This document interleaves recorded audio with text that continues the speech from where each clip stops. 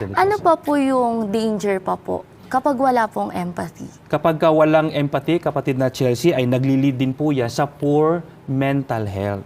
Kasi nga, kapag walang empathy, isusuppress ngayon, o going back doon sa pambubuli na naman, di ba? Isusuppress na ngayon ng bata yung kanyang nararamdaman.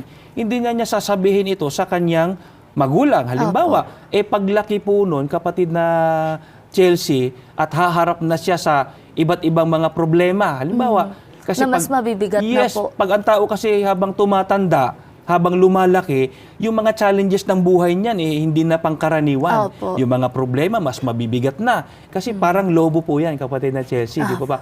Pag ang lobo, nadadagdagan ng hangin, lumalaki. Kapag hindi na kaya, anong mangyayari? Sumasabog siya. So walang pinagkaiba yan sa tao.